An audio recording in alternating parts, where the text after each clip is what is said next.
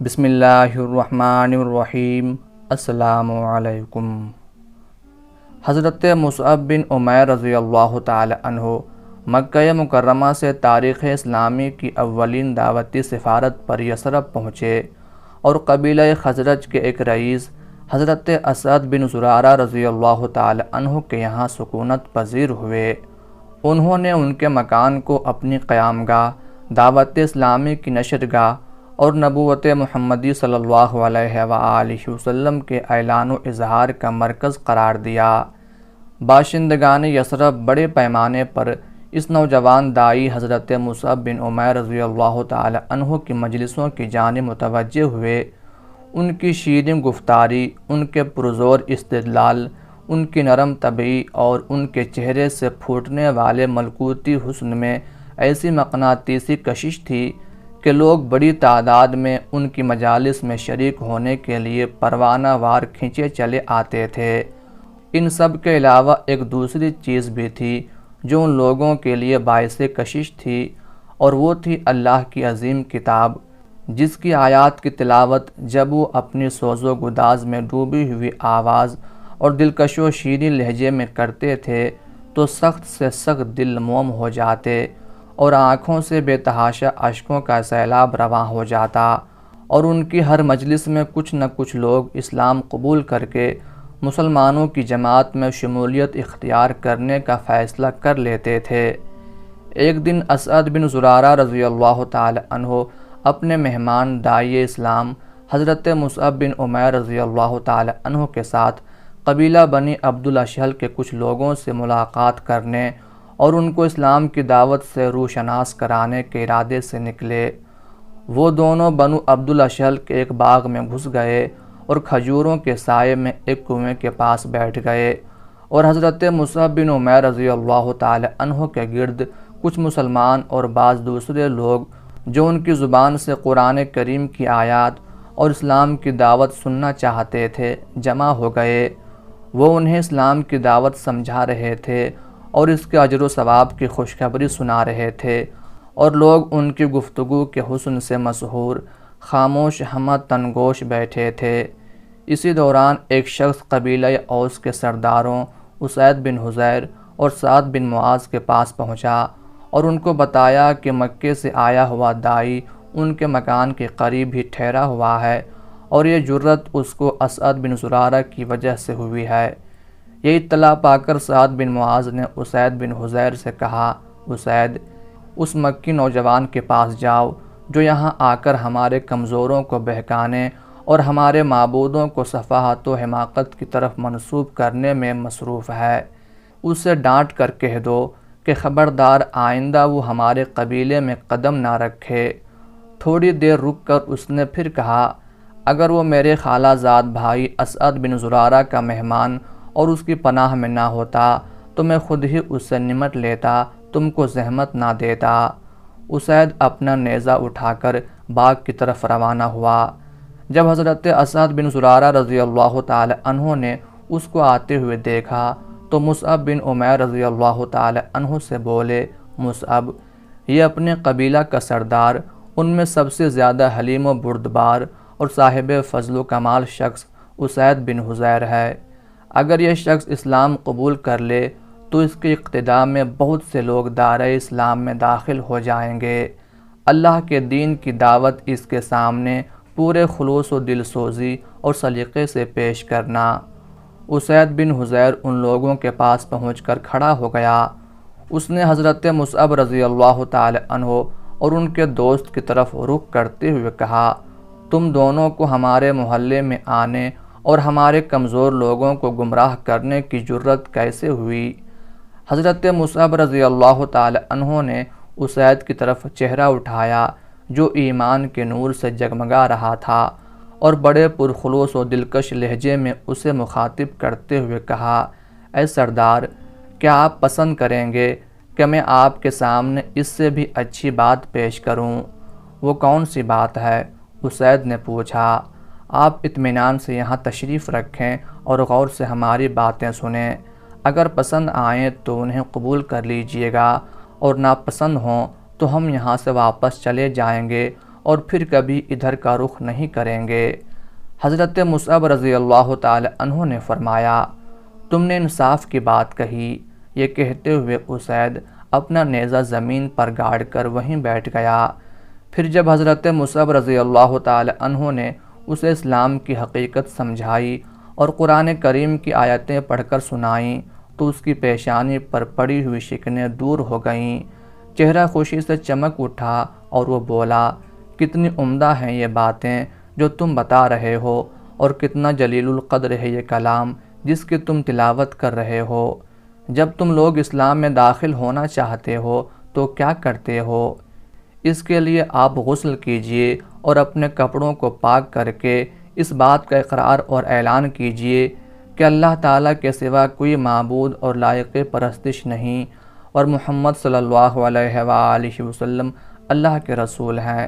پھر 2 رکعت نماز پڑھیے۔ اسید اٹھ کر کنویں پر گئے۔ انہوں نے اس کے پانی سے طہارت حاصل کی اور اس بات کی گواہی دی کہ اللہ تعالیٰ کے سوا کوئی معبود نہیں، اور محمد صلی اللہ علیہ وآلہ وسلم اس کے بندے اور رسول ہیں، اور پھر انہوں نے 2 رکعت نماز ادا کی، اور اس طرح اس روز عرب کا ایک قابل رشک شہسوار اور قبیلہ اوس کا ایک مشہور سردار لشکر اسلام میں شامل ہو گیا۔ عقل و دانائی میں ان کی برتری اور حسب و نسب میں ان کے فضل و شرف کی وجہ سے ان کے قبیلے نے ان کو کامل کے لقب سے نوازا تھا۔ وہ سیف و قلم دونوں کے دھنی تھے۔ وہ شہسواری اور تیر اندازی میں کامل دستگاہ رکھنے کے ساتھ ساتھ ایک ایسے معاشرے میں قرأت و کتابت کے وصف سے متصف تھے جس میں ایسے افراد نہایت کمیاب تھے جو پڑھنا لکھنا جانتے ہوں۔ ان کا قبول اسلام سعد بن معاذ کے قبول اسلام کا سبب بنا، اور ان دونوں کا دائرہ اسلام میں داخل ہونا قبیلہ اوس کی ایک بڑی تعداد کے لیے مشرف باسلام ہونے، مدینہ کے رسول اللہ صلی اللہ علیہ وآلہ وسلم کے لیے دار ہجرت، اسلام کی پناہ گاہ اور اس کی عظیم سلطنت کا پایہ تخت بننے کا ذریعہ بن گیا۔ حضرت اسید رضی اللہ تعالی عنہ نے جب سے حضرت مصعب بن عمیر رضی اللہ تعالی عنہ سے قرآن سنا تھا، وہ اس طرح اس کے گرویدہ ہو گئے تھے جیسے کوئی محب اپنے محبوب پر فریفتہ ہو جاتا ہے، اور وہ اس کی طرف اس طرح متوجہ ہوئے تھے جیسے کوئی پیاسا سخت گرمی کے دن میں میٹھے اور ٹھنڈے پانی کے گھاٹ کی طرف لپکتا ہے۔ انہوں نے قرآن عظیم کی تلاوت کو اپنا شب و روز کا مشغلہ بنا لیا تھا۔ وہ یا تو اللہ کی راہ میں جہاد کرتے ہوئے نظر آتے یا تنہائی میں کتاب الہی کی تلاوت میں مشغول دکھائی دیتے تھے۔ ان کی آواز بڑی پرسوز، ان کا لہجہ نہایت واضح اور ان کی ادائیگی بہت صاف تھی۔ عام طور سے قرآن مجید کی تلاوت ان کو اس وقت بہت بھلی معلوم ہوتی تھی جب رات پرسکون ہوتی، ماحول پر مکمل اور گہرا سناٹا طاری ہوتا، لوگ سو چکے ہوتے اور دلوں میں تکدر نہ ہوتا۔ ان کی تلاوت قرآن کی شیرینی و حلاوت سے آسمان والے بھی اسی طرح محظوظ ہوتے تھے جس طرح زمین والے اس سے لذت اندوز ہوتے تھے۔ آپ ہو بہو اسی طرح قرآن مجید پڑھتے جیسا کہ حضور صلی اللہ علیہ وآلہ وسلم پر نازل ہوا تھا۔ ایک رات کا واقعہ ہے کہ حضرت اسید رضی اللہ تعالی عنہ اپنے گھر کے صحن میں لیٹے ہوئے تھے۔ آپ کا بیٹا یحییٰ صحن کی ایک جانب سویا ہوا تھا اور پاس ہی وہ گھوڑا بندھا ہوا تھا جسے آپ نے جہاد کے لیے تیار کیا تھا۔ رات پرسکون تھی، آسمان صاف و شفاف اور خوبصورت تھا، چشم فلک پیار بھرے انداز میں پرسکون زمین کو دیکھ رہی تھی۔ حضرت اسید رضی اللہ تعالی عنہ کے دل میں آیا کہ پرنم فضا کو قرآنی مہک سے معطر کیا جائے، چنانچہ انہوں نے اپنی سوز و گداز میں ڈوبی ہوئی دلکش آواز میں سورہ بقرہ کی تلاوت شروع کر دی۔ اچانک انہوں نے محسوس کیا کہ ان کا گھوڑا اس طرح اچھل کود رہا ہے جیسے وہ اپنی رسی توڑ لے گا۔ وہ خاموش ہو گئے۔ ان کے خاموش ہوتے ہی گھوڑا پرسکون ہو گیا۔ پھر جب انہوں نے دوبارہ پڑھنا شروع کیا تو گھوڑا پہلے سے زیادہ اچھل کود کرنے لگا۔ وہ پھر خاموش ہو گئے، گھوڑا پھر پرسکون ہو گیا۔